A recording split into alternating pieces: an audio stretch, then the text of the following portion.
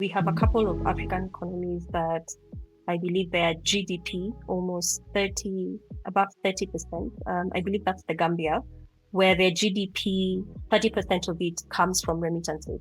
So when it comes to the importance of remittances to Africa, it's clearly the picture is well painted. Another thing that also ensures that, or we can actually even see today in the African markets, and with what we are seeing with the regulators insisting that any form of remittances coming into the country are in foreign currency. So there is a need and a drive for remittances to bring foreign currency into different markets.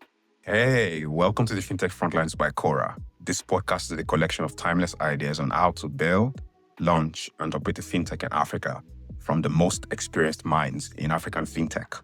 In this episode, Grace, Eric, and Hyginus discuss why remittances are so important for African countries and how they play a critical role in growing the local economy.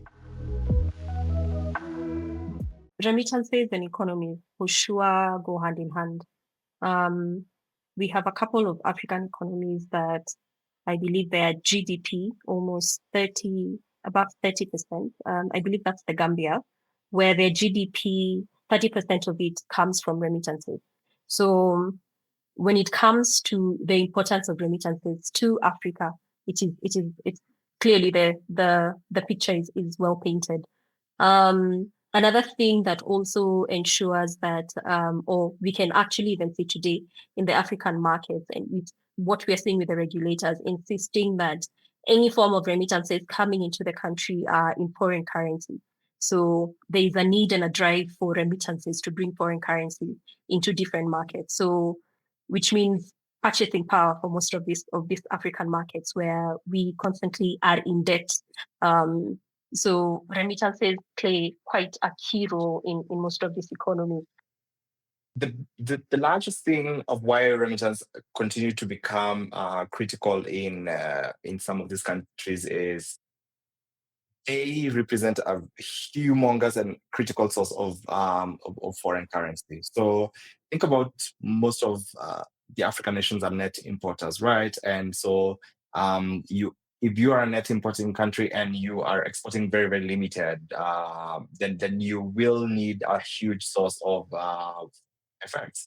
So for countries such as Kenya, it's export of agricultural produce, tourism, etc., as a source of FX. In markets such as Nigeria, it's export of oil, etc.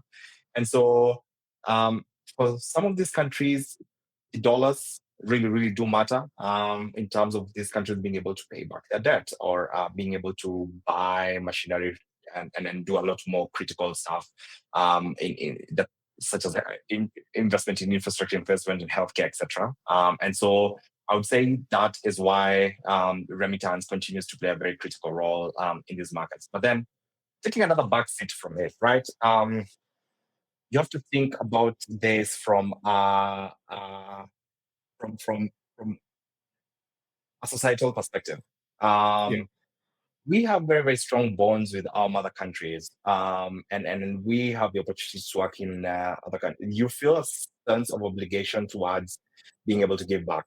Now, giving back is neither here nor there. You can give back in aid, you can pay for school fees, etc. But then, what large economic activity can you undertake in some of those by tapping into this diaspora that sends the aid? And so you've seen countries get a bit creative in this.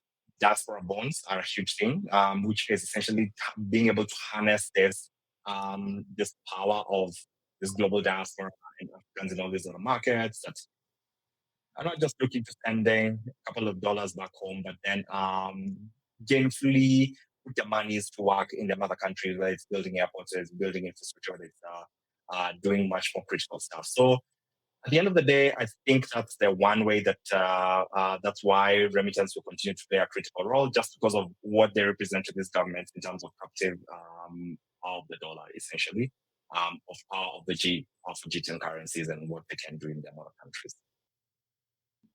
You look at all the African migrants, they essentially an economic migrants, right? Once they get into the foreign country, the main objective is to see how to better the lives of their people. So, if you come from that perspective, you know that, that is what is driving that remittance, right? So once you get into the foreign country, your goal is to make sure the lives of the people you live back home, they live good. So compared to Africa, you look at other jurisdictions that are very, very, very interesting and key.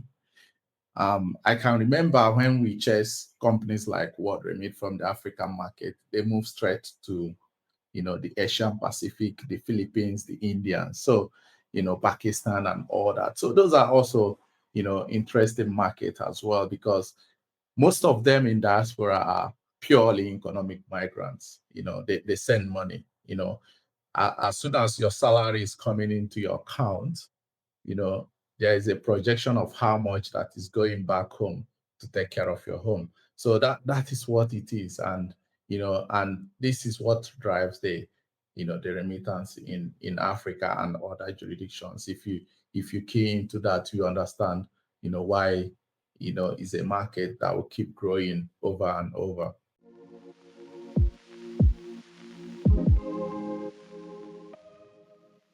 Thank you for listening to this episode of FinTech Frontlines. For businesses that want to build in Africa, Cora provides you with delightful payment products for collections, payouts, and settlements. Learn more at corahq.com. Like and rate this podcast so more people like you can find it.